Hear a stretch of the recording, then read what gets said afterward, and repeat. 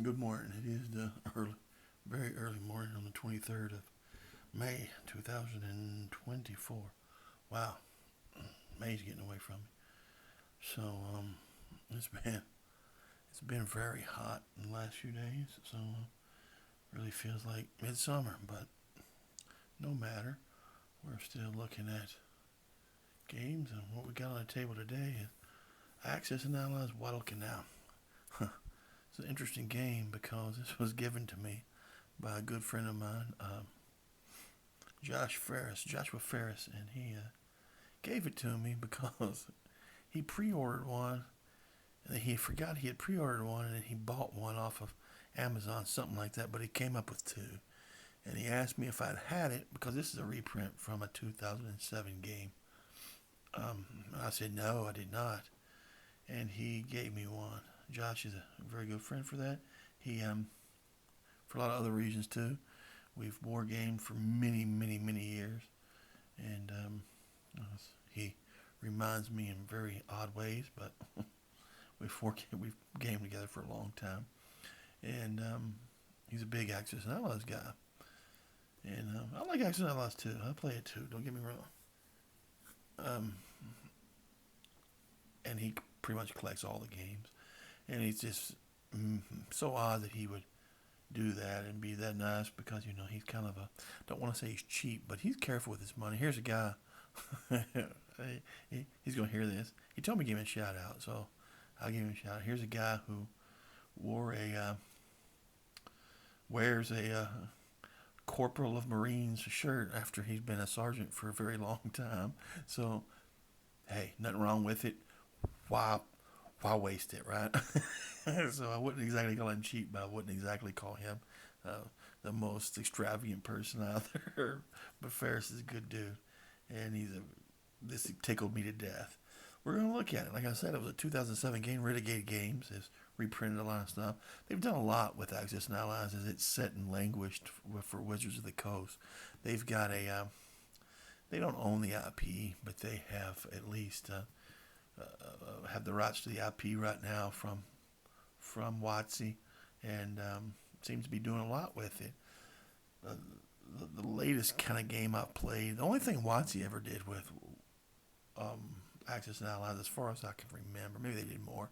They reprinted stuff. They reprinted the not anniversary edition. They did do that, and they made the Axis Allies and Zombies. That's the only thing I remember them doing lately, anything lately. So, yeah, Renegade Games picks it up, and they're doing quite a bit. They're reprinting a lot of stuff, and they've made the GI Joe game, the GI Joe Battle for the Arctic Circle, maybe it's called. Yeah, it uses an engine based on Axis and Allies, and man, me and Josh played that not long ago, and yeah, it's a pretty good game. I'm probably gonna review that sometime soon. Probably play that again sometime soon too. But no matter, we're looking at Axis and Allies Guadalcanal. Some people love Axis and Allies. Some people hate it. I think that it does does its best on a strategic level. This looks to be operational. Obviously, Guadalcanal campaign, August 1942, the Solomon Islands. Japan occupies the Solomon Islands, interfering with Allied supply lines in the South Pacific. In a surprise attack, the Americans capture Guadalcanal and its invaluable airstrip.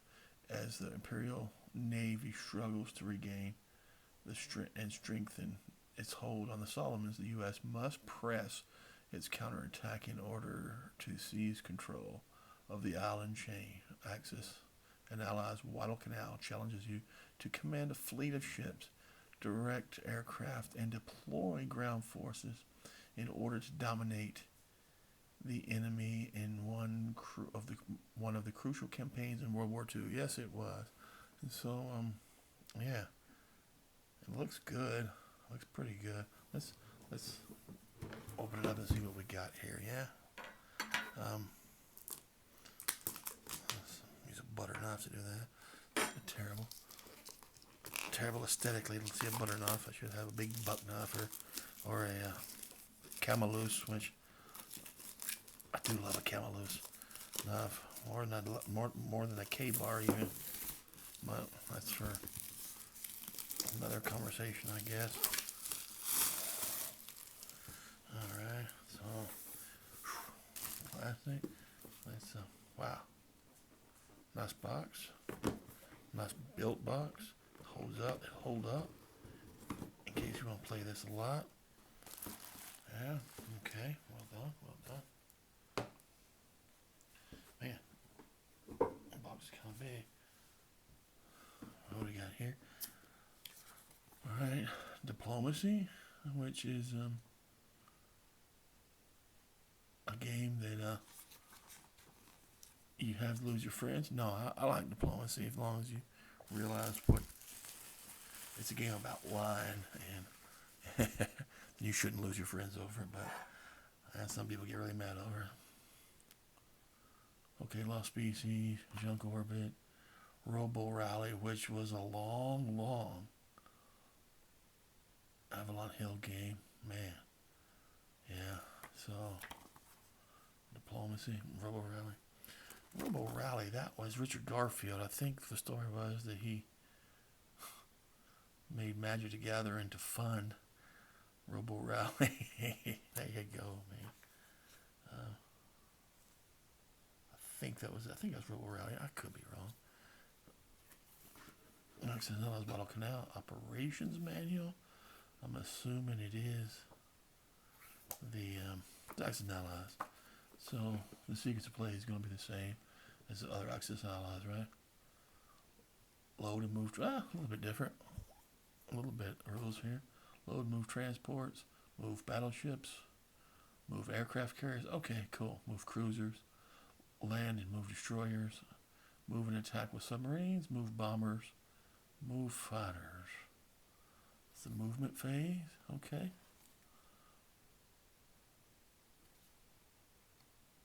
Wow, that's a okay. Secrets of Play Part 2: Combat, attack air units, attack sea units. Unload transports and destroyers, attack land units and or airfields. I hadn't even played this one, even though it's been around for a while, but it does seem. There I go. It's Access Allies rules. It's going to be the same. No, it's a bit different. How to attack, determine total attack power, roll dice in the battle box, declare your hits. Okay. Declare your hits. Hitting. Okay. Loss of cargo, damaging and destroying units. Wow. Phase 3, regroup. It's really in detail so you get to play here. Land air units, build airfields, reinforce, repair, and deploy. Repair, deploy. Very cool. Optional rules. I'll give you some nice. I do find that Access to Allies, you can home rule some stuff, make some home rules, and it's very easy to do that. But the game is, I do like this. You get your design notes in there. All right, and you've got a 28-page altogether, front with the back, 28-page rule book. Let me give a talk about the rule book. It's a nice rule book. It is glossy, which I sometimes don't like, but I do think it's a nice looking rule book. And that's about it. Okay, here we do have some counters here. I thought those might have been okay. Raval, No Caledonia, very well. Japan and U.S. flags, cool. Definitely going to be a marine heavy operation, obviously. All right, let's See the map. Wow. Mountain map. It's big. It is big. Yeah. It's a big map. Very nice. Glossy as all get out. Gives you the Solomon Islands. Looks good. Looks good, feels good. I do love the map. It's big. Not as big as something like 42, I guess, but it's not small. Well, it's a big map. But everything is in and on itself, so it's going to be in your face, right? It's probably not going to be, I don't know how much of a build-up you're going to get, but it's a small enough map, it's going to be somewhat in your face. And we know, oh wow, sequence of play, that's for the Japan side, the US side. Very good. Very nice. Cardstock. Very well done, Renegade Games. Here's going to be your dice box. What other game did this? There's a, so there they are. Take it or leave it. But let me see. They give you plenty of dice. Plenty of dice. Considering a lot of games, never give you enough. That's plenty of dice. That's done well. You don't have to put together your box very well, and it is. It does look two sides, Japan and the U.S. And instead of having sealed bags, these are Ziploc bags. Renegade Games did it right, and that's what the sculpts look like. Aircraft carrier, sculpts. I always like the different sculpts. Oh yeah, that's the same as Japanese soldier, just like in, I guess 42 or whatever else. Yeah. See if we can get a good picture. Good look at that. Just regular Japanese soldier. Well done. Well done. Bomber. Japanese bomber. Alright. Cool. Ship heavy, obviously. A lot of, I dropped the bomber there. A lot of ships in there. Transports, so on. U.S. So it's just really two-player game. U.S. versus Japan. You don't have